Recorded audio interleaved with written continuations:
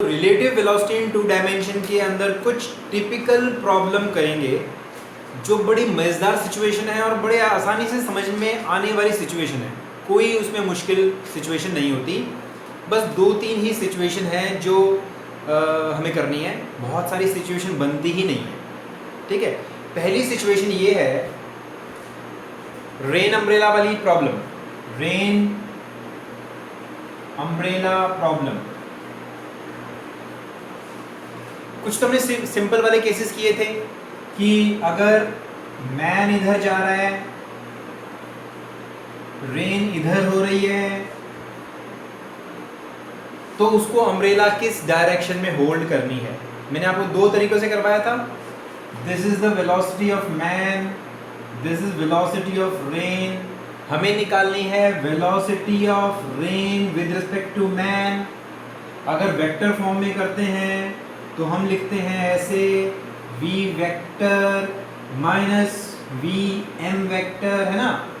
अब इसको यूज करके डायग्राम बनाएंगे। तो इसका डायग्राम कैसे बनेगा? ऐसे बनेगा। V r is like this, this is plus minus v m इधर है तो माइनस वी एम इधर है। तो जो रिजल्टेंट आएगा ना, यही होगा। इतने एंगल पर हमें अम्ब्रेला को होल्ड करना है। तो this is v m, this is v m, this is v are.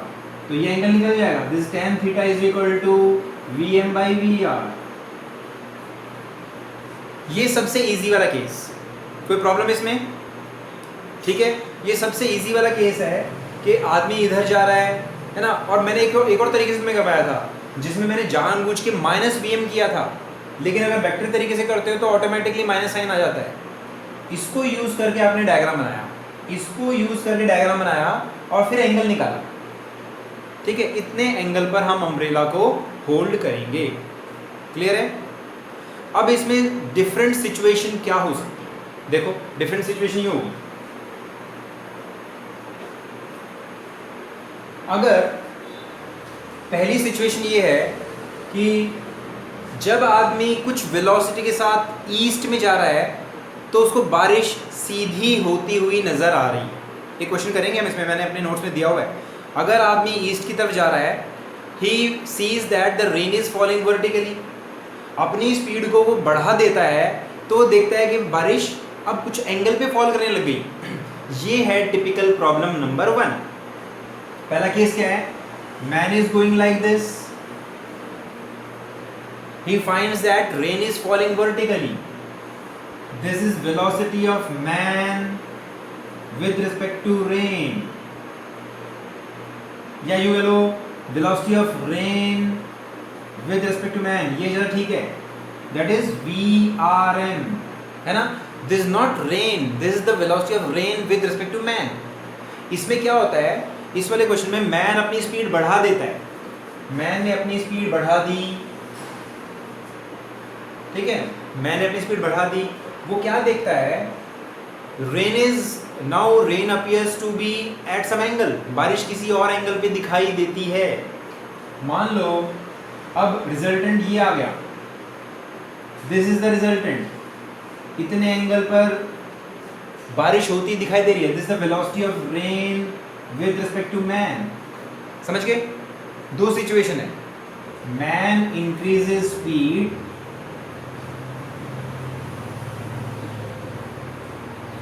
ठीक है, man moves with some speed, man moves with some speed. ठीक है, ये रिजल्टेंट है किसका? रेन का। This is the velocity of rain, this is the velocity of man. तो this is the resultant, this is the resultant of, this is the resultant of what? This is the resultant of, ठीक से मानते हैं इसको, this is the resultant of rain and man, rain and man, this is the resultant, this is the resultant। और resultant का angle क्या है? Resultant का एंगल है 90 degree, 90 degree with the man. समझ रहे हो? अच्छा, इस केस में क्या है? इस केस में रेन जो है ना, रेन अभी भी वैसे ही हो रही है, रेन अभी भी वैसे ही हो रही है। डायरेक्शन ऑफ रेन को चेंज नहीं हुआ है, रेन की डायरेक्शन चेंज नहीं हुई है। जो रेन की डायरेक्शन यहाँ थी वही रेन की डायरेक्शन ये है। अब रिजल्टेंट ये है, this is the resultant now. तो थोड़ा ठीक से बना लेते हैं इसको, लाइक दिस, ठीक है। सो this is the velocity of man, so this is also velocity of man, this is the velocity of rain, this is also velocity of rain. अब की बार क्या चेंज हुआ है? अब की बार आपकी स्पीड बढ़ गई है, यहाँ भी स्पीड, यहाँ पर कुछ वो थी, यहाँ पर थोड़ी स्पीड इंक्रीज कर रही है। जिस डायरेक्शन में रेन हो रही थी ना एक्चुअल में, with velocity of rain with respect to ground, वो चेंज नहीं हुई है। बारिश उसी एंगल पे हो रही है, ठीक है, बारिश उसी एंगल पे होती जा रही है। आपने स्पीड बढ़ा दी है। पहले आपकी कौन कुछ स्पीड थी, बारिश इस एंगल पे हो रही थी, आपकी कुछ स्पीड थी तो रिजल्टेंट ये आ रहा था। आपने स्पीड बढ़ा दी, बारिश उसी एंगल पे है, तो रिजल्टेंट अब थोड़ा सा किस तरफ शिफ्ट हो जाएगा, बारिश मतलब तुम्हारी तरफ शिफ्ट हो जाएगा। लेकिन याद रखो, मैन और रेन के बीच में एंगल चेंज नहीं हुआ। This angle is same, this angle is same. तो चेंज क्या हुआ है? चेंज रिजल्टेंट का एंगल चेंज हुआ है। This beta has changed, resultant का एंगल चेंज हुआ है। बात समझ में आई? तो हम रिजल्टेंट वाले एंगल को लेके ही सॉल्व करेंगे इस क्वेश्चन को। बात समझ में आई? ठीक है। चेंज क्या क्या हुआ है? चेंज हुआ है सिर्फ और सिर्फ रिजल्टेंट का angle with respect to man. क्या बारिश की डायरेक्शन चेंज हुई? नहीं। क्या आपकी डायरेक्शन चेंज हुई? नहीं। समझ रहे हो? आपने केवल अपनी स्पीड को इंक्रीज किया, डायरेक्शन चेंज नहीं किया। तो चेंज क्या हुआ?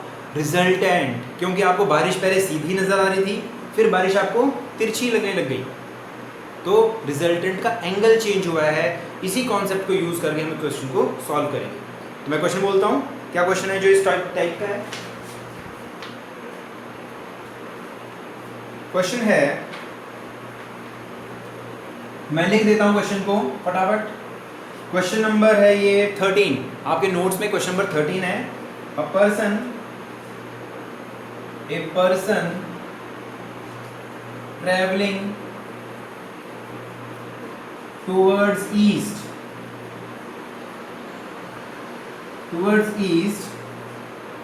with speed of 3 meter per second finds that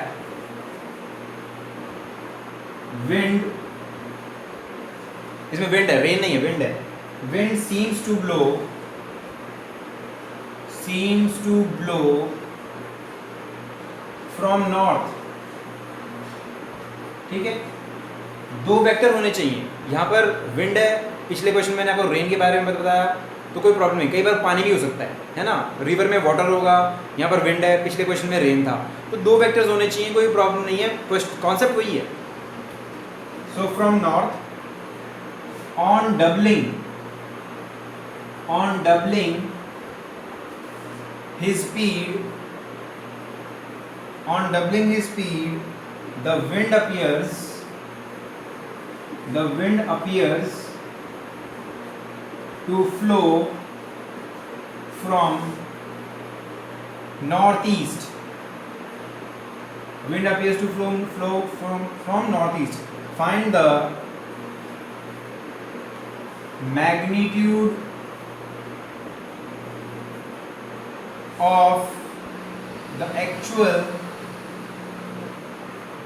velocity of the wind. तुम्हें निकालनी है एक्चुअल वेलोसिटी विंड की। घबराना नहीं है, समझना है। सिंपल सी सिचुएशन तो है कि जब आदमी कुछ स्पीड के साथ चल रहा था, 3 की स्पीड से चल रहा था, तब उसको he finds that wind seems to be blow from north, तो हवा उसको नॉर्थ से आती हुई दिखाई देती है। ठीक है, आप मतलब ऐसे जा रहे हो, मान लो आप ऐसे जा रहे हो, ठीक है, या ईस्ट की तरफ जा रहे हो, आपको हवा नॉर्थ से आती हुई नजर आ रही है। सचमुच में नॉर्थ की तरफ नहीं है। तो ये नॉर्थ की डायरेक्शन किसकी है? रिजल्टेंट की। समझ गए? क्लियर? तो पहली सिचुएशन में आते हैं। तो आप जा रहे हो ईस्ट में, दिस इज ईस्ट, और विंड दिखाई देती है नॉर्थ की तरफ। विंड दिखाई देती है नॉर्थ की तरफ ब्लो करते हुए, ऐसे बना लो, विंड नॉर्थ की तरफ ब्लो करते हुए नजर आ रही है ऐसे। So this is what velocity of wind. This is velocity of man. लेकिन ये क्या है? ये तो रिजल्टेंट है. ये क्या है? रिजल्टेंट है किसका?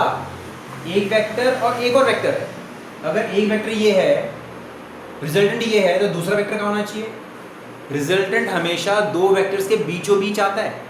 अगर पैरेललोग्राम लॉ यूज करें, दोनों टेल टू टेल मिलाएं, तो रिजल्टेंट हमेशा दोनों के बीचों बीच आएगा. अगर एक वेक्टर ऐसे, एक वेक्टर ऐसे, तो रिजल्टेंट बीच में.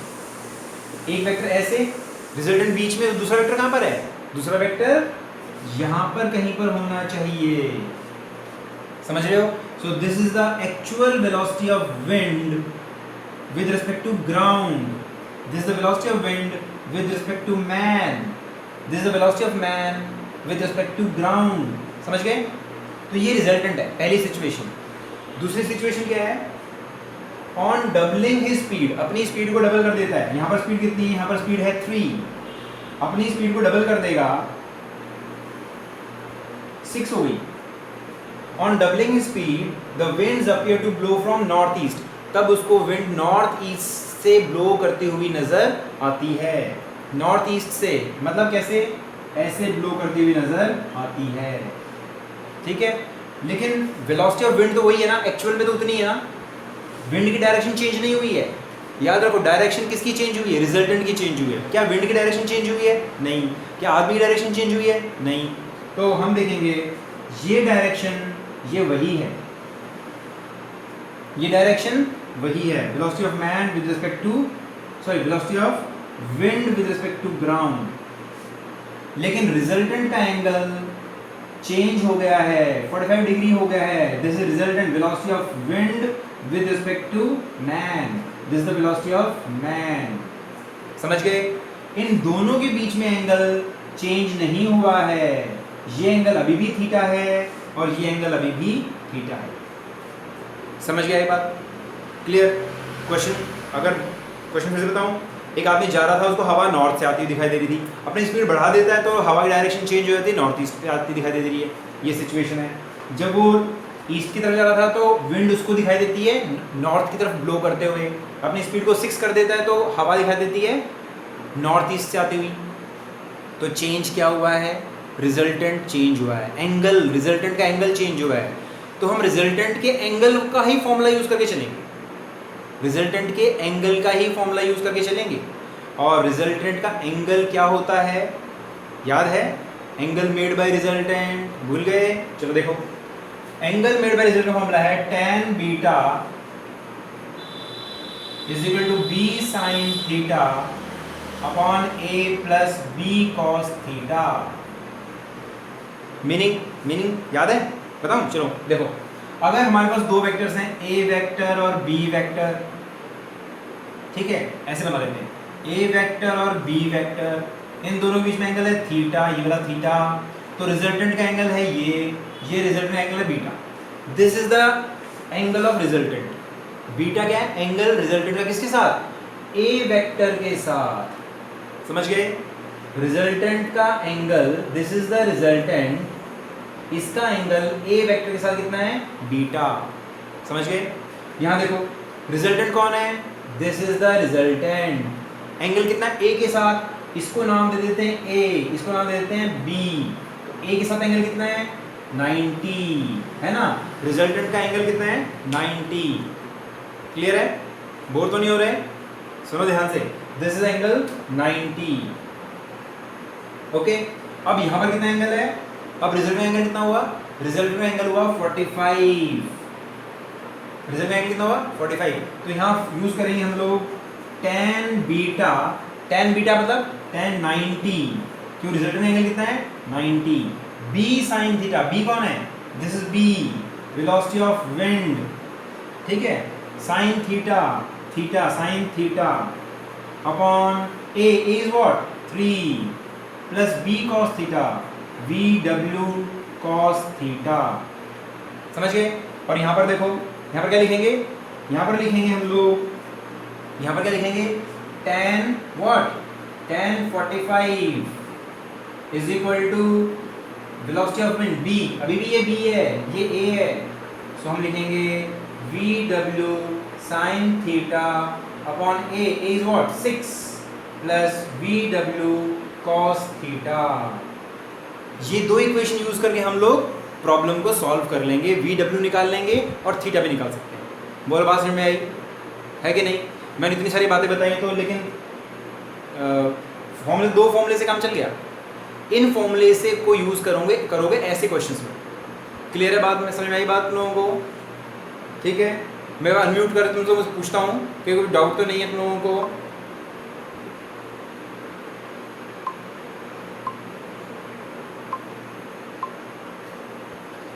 बोलो भाई, ये बात समझ में आई? मैंने आप लोगों को अनम्यूट किया, आप लोग डाउट पूछ सकते हो अपने।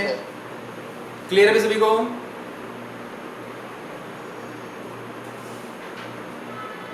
(3√2 किलोमीटर पर आवर) आंसर ठीक बेटा। लेकिन मुझे अपने डाउट्स बताओ, क्या तुम्हें ये चीज फील मतलब समझ में आना? पता है कई बार क्या होता है, कई बार टीचर इतनी जोर से समझाता है, इतनी जोर से समझाता ना, बच्चे कहते हैं कि सर अभी अगर हमने ना कर दी था ना तो दोबारा से सर ये सारी बातें बोलेंगे और बोर कर देंगे।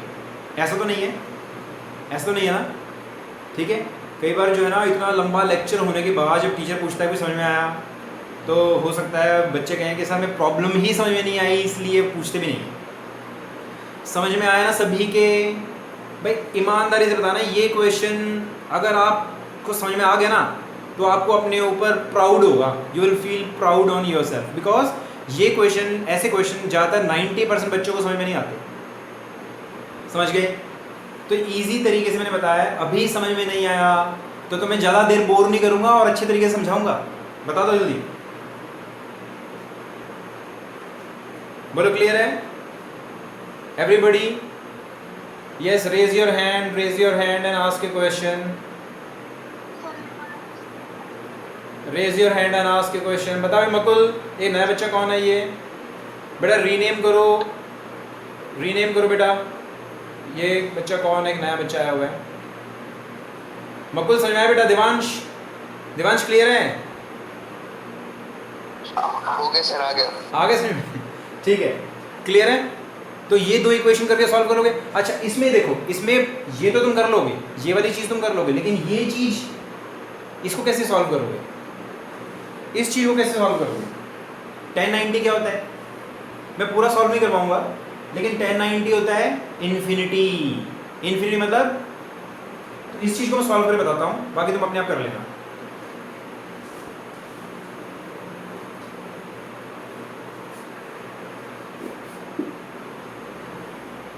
देखो 1090 मतलब होता है इन्फिनिटी मतलब infinity is equal to v डब्ल्यू sine theta upon 3 plus v डब्ल्यू कॉस थीटा। इसका मतलब 1/0 है ना, 1/0 मतलब ये चीज 0 के इक्वल होनी चाहिए। सो हम लिखेंगे 3 प्लस वी डब्ल्यू cos theta is equal to 0। So v डब्ल्यू cos theta is equal to -3। अब इस चीज को यूज करोगे दूसरी इक्वेशन में और हम वी डब्ल्यू निकाल सकते हैं। क्लियर है? ये करना है। क्लियर है? मैं पूरी डेरिवेशन, पूरी सोल्यूशन नहीं बता रहा, सिर्फ मैंने दोनों इक्वेशन आपको बता दी हैं, उनको आप यूज करके सॉल्व कर सकते हो। ठीक है, ऐसा एक और क्वेश्चन करते हैं। अगला क्वेश्चन है,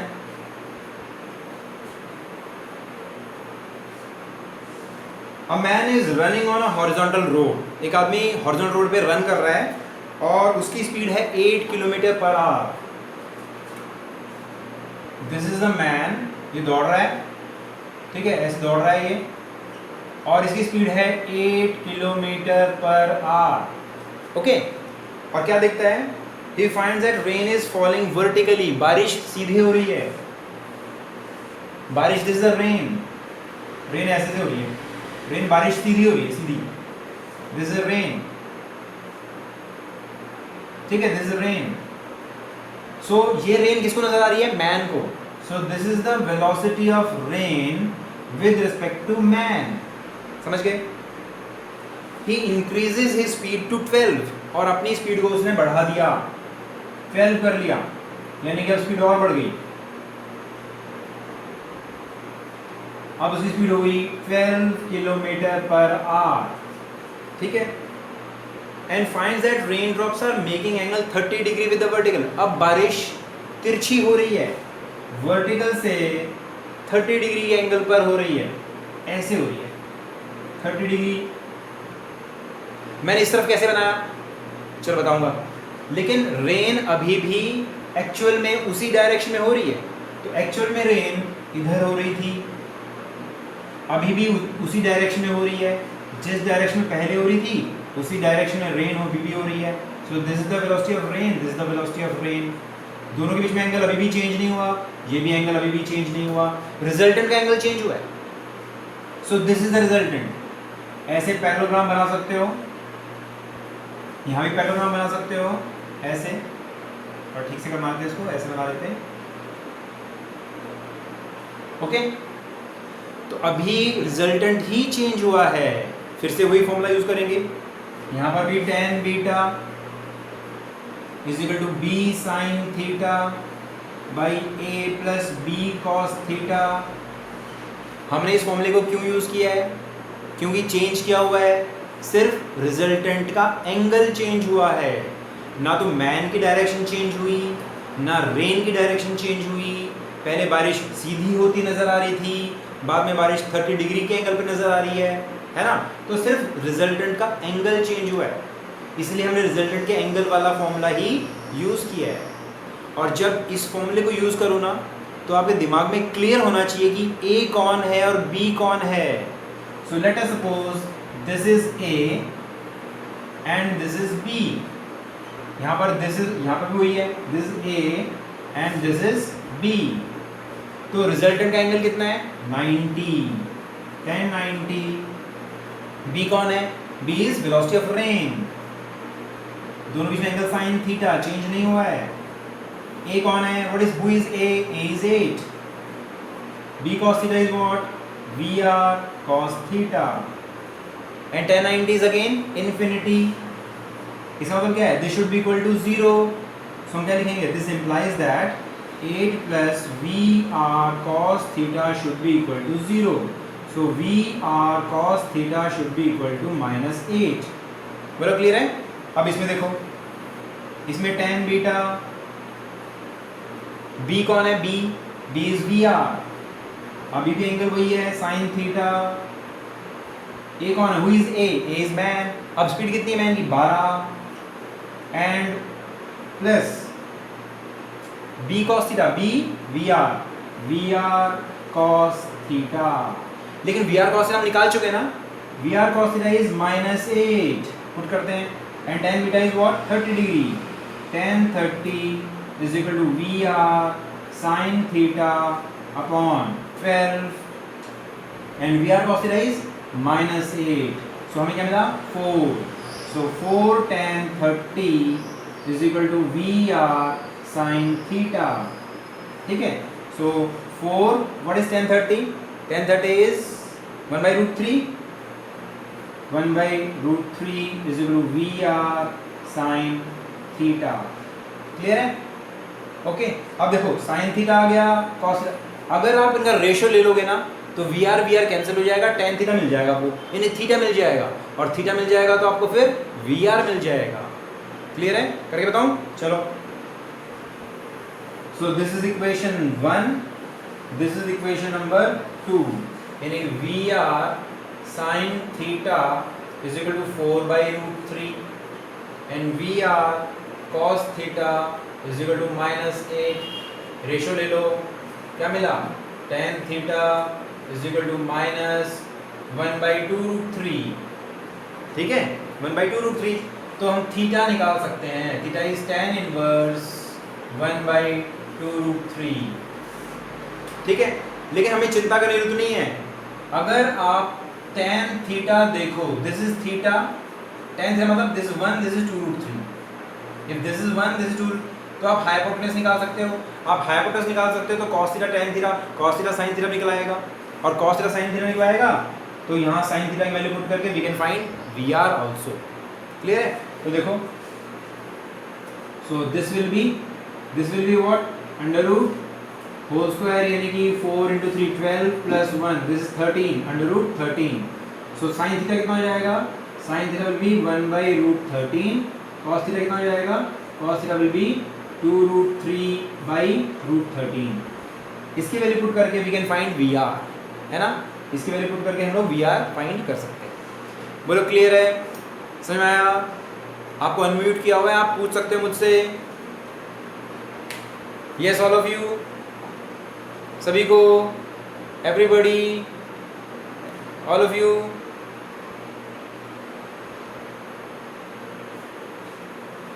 फिगर अपने आप से कुछ भी बना सकते हो बेटा, फिगर आपको अपने हिसाब से बना सकते हो। मैंने नोट्स में डिफरेंट फिगर दिया हुआ है, आप नोट्स को फॉलो कर सकते हैं। दो तरीके से किया हुआ है नोट्स में, मैंने रेजोल्यूशन वाले तरीके से भी करवाया हुआ है।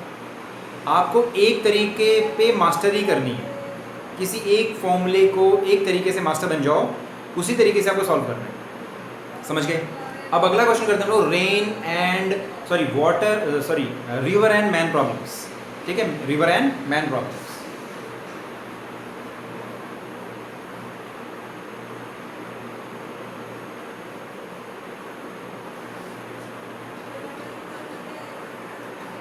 रिवर और मैन प्रॉब्लम में क्या सिचुएशन आ सकती है? मैंने आपको एक बार पहले बताया कि रिवर और मैन प्रॉब्लम भी बहुत कॉमन है। ये है रिवर फ्लो कर रही है ऐसे, है ना, रिवर फ्लो कर रही है। रिवर फ्लो करती है, रिवर के फ्लो की डायरेक्शन होती है। पॉन्ड क्या होता है? पॉन्ड में पानी रुका हुआ होता है ना, लेक में पानी रुका हुआ होता है, लेकिन रिवर में फ्लो करता हुआ। फ्लो मतलब वेक्टर, वेलोसिटी वेक्टर। तो एक वेक्टर ये हुआ, one is velocity vector, velocity of water, river, ठीक है। और दूसरे हो तुम जा रहे हो, तुम स्विम करना चाह रहे हो। तो अगर तुम स्विम करोगे तो ऑटोमेटिकली, बहुत सिंपल सी बात है, अगर यहाँ से आप सोच रहे हो मैं यहाँ पर जाऊँ, तो आपको थोड़ा सा इस तरफ स्विम करना पड़ेगा, तभी आप यहाँ पहुँच पाओगे। ठीक सुनाते हैं इसको, तब आप यहाँ पहुँच पाओगे। क्लियर है ना? कॉमन सेंस है ना? अगर इसमें थोड़ी सी फिजिक्स लगाते हैं, मान लो ये है वेलोसिटी ऑफ रिवर, मान लो 5 मीटर पर सेकेंड, आपकी स्पीड है 10, आपकी स्पीड है 10, और आप रिवर को क्रॉस करना चाहते हो, यहाँ पहुँचना चाहते हो, तो कितने डिग्री एंगल पर स्विम करोगे? बहुत सारे तरीके हैं सॉल्व करने के, लेकिन सबसे नेचुरल और साइंटिफिक तरीका क्या है? देखो, सोचो, समझो समझो इसे। आप स्टिल वाटर में जाओगे तो आपको डायरेक्शन की चिंता ही नहीं करनी। स्टिल वाटर मतलब वेलोसिटी ऑफ रिवर को ज़ीरो करना है, समझ गए? तो आप रिवर को क्रॉस करना चाहते हो, रिवर की जो विड्थ है ना, मान लो है 500 मीटर, आप रिवर की स्पीड को कैंसिल करना चाहते हो, तभी आप यहां पहुंच पाओगे। रिवर की स्पीड कैंसिल कब होगी? जब आपकी वेलोसिटी का ये वाला कंपोनेंट रिवर के अपोजिट, रिवर इधर जा रही है, आपकी वेलोसिटी के दो कंपोनेंट, एक कंपोनेंट इधर होगा, एक कंपोनेंट इधर होगा, है ना? आपकी वेलोसिटी के दो कंपोनेंट होंगे। आप तिरछा जा रहे हो तो मतलब कुछ हिस्सा आपका इधर जा रहा है, कुछ हिस्सा आपका इधर जा रहा है। समझ रहे हो कि नहीं समझ रहे हो? अगर आपकी वेलोसिटी इस तरफ है, इसका मतलब क्या है? आपकी वेलोसिटी के दो पार्ट्स हैं, एक हिस्सा आपको इधर लेके जा रहा है, एक हिस्सा आपको इधर लेके जा रहा है। ऐसा करना पड़ता है, वेक्टर को ब्रेक करना पड़ता है, तभी हमारा काम आसान हो जाता है। समझ रहे हो? इसे कहते हैं डिवाइड एंड रूल है। ये भी ब्रेक करो, इजी बनाओ। So we are breaking our vector. ये वाला वेक्टर रिवर के फ्लो को कैंसिल करेगा, तो आप ठीक यहाँ पहुँच जाओगे। समझ गए? इफ दिस, क्योंकि इसकी डायरेक्शन रिवर के अपोजिट है ना, if this cancels velocity of river, then you will reach the point exactly opposite to you. समझ गए? तो ये कितना होना चाहिए? 10 sin theta should be equal to 5। समझ गए? सबसे अच्छा तरीका, ऐसे में कुछ भी, तुम कैसे भी सवाल आओ ना, आप कर सकते हो। इसके आगे कुछ नहीं करना आपको। अगर आपकी ये वाली स्पीड, ठीक है, वेलोसिटी का ये वाला कंपोनेंट रिवर के स्पीड के इक्वल है, then you will reach this point exactly. So क्या होना चाहिए angle? sin theta should be equal to 5/10, that is sin theta is equal to 1/2, so theta will be 30 degree. तो this angle should be 30 degree. समझ गए? Clear है? अगर आप इस स्पीड से अगर इस स्पीड से कम स्पीड होगी, if this is less than your speed of the river, तो आप इधर पहुंच जाओगे. समझ गए? है ना? अगर एग्जैक्टली 5 के इक्वल है तो आप यहाँ पहुंचोगे. अगर आपकी ये वाली स्पीड कम है तो रिवर डोमिनेट करेगी, रिवर आपको उधर ले जाएगी, तो आप यहाँ पर पहुंचोगे. और आपकी ये वाली स्पीड ज़्यादा है, if this is more, this speed is more, तो आप यहाँ पहुंचोगे. समझ गए? और अगर आप एग्जैक्टली इक्वल है तो आप यहाँ पहुंचोगे, अपोजिट एंड पे पहुंचोगे. बोलो क्लियर है? समझ गए? ये चीज आप लोगों को याद रखनी है. अच्छा, अब बताएंगे time taken to cross the river. Time taken to cross river. River को क्रॉस करने में कितना टाइम लगेगा? रिवर को क्रॉस कराने में कौन सा कंपोनेंट हेल्प करेगा? ये वाला. समझ गए? इसलिए हमने ब्रेक किया, इसलिए हमने वेलोसिटी वेक्टर को, जो हम इस तरफ जा रहे हैं ना, उसको दो पार्ट्स में ब्रेक किया. एक ये वाला जो रिवर के फ्लो को कैंसिल करेगा, और एक ये वाला जो हमें रिवर के क्रॉस लेके जाएगा. समझ गए? अगर आपकी ये वाली वेलोसिटी हो ही ना, समझ गए, if this is not there, यानी कि आप या तो इधर जाओगे या आप इधर जाओगे, रिवर को क्रॉस नहीं कर पाओगे. तो ये वाला कंपोनेंट ही रिवर को क्रॉस कराने में हेल्प करेगा. और वो क्या है? tan cos theta, tan cos 30. So लिखेंगे T is equal to 500 upon what? tan cos theta. This is the time taken to cross the river. बात समझ में आई? क्लियर है? अच्छा, अगर एक और काम करते हैं. अभी हमने क्या किया? अभी हमने देखा कि हमारी रिवर है 500 metre wide. This is 500 metre wide, और आप 10 की स्पीड से जा रहे हो, and this is your velocity which help you cross the river. This is the velocity of river 5 meter per second, 10 meter per second. अगर ये angle, this angle is something, कुछ ऐसा एंगल है, if this is some angle for which this is for example 4, for example if this is 4, then what will happen? तो river dominate करेगी. तो river आपको कहाँ ले जाएगी? रिवर आपको यहाँ ले जाएगी. ठीक है? तो आपको इतनी डिस्टेंस चल करके वापस आनी पड़ेगी. ये डिस्टेंस आपको वापस चल के आनी पड़ेगी यहाँ पहुँचने के लिए, है ना? तो ये डिस्टेंस किसने हेल्प कराई चलने के लिए? रिवर ने. यहाँ स्पीड है 4, दिस इज 5. सो कितनी स्पीड के साथ आप इधर गए? 1 की स्पीड के साथ गए. समझ रहे हो ना? है कि नहीं? सो ये जो डिस्टेंस है, आपने 1 की स्पीड से ट्रेवल करी, जितने टाइम में आप यहाँ से यहाँ गए. अगर यहाँ से यहाँ जाने में t टाइम लगता है, if t is the time taken to cross the river, then this is equal to 5 minus 4 into t. समझ गए? क्लियर है? समझे? इतनी डिस्टेंस आपको चलनी पड़ेगी. और अगर ये 5 होगा तो, अगर ये 5 होगा तो 5 minus 5 t 0, कुछ भी नहीं चलना पड़ेगा. समझ गए? ठीक है? And if this is 2, then this will be 5 minus 2 into t. आप और इधर पहुंच जाओगे, आपको और ज़्यादा डिस्टेंस ट्रेवल करनी पड़ेगी. एंड इफ इट इज 0, अगर ये 0 हुई तो then 5 into t, यानी आप इधर ही चले जाओगे, आप कभी भी क्रॉस नहीं कर पाओगे. समझे? क्लियर है? सारी सिचुएशन हो गई, है ना? तो याद रखो, ऐसे सिचुएशन में कंपोनेंट्स में ब्रेक करके करने से काम आसान हो जाता है. कौन सा कंपोनेंट आपको कहाँ लेके जाएगा?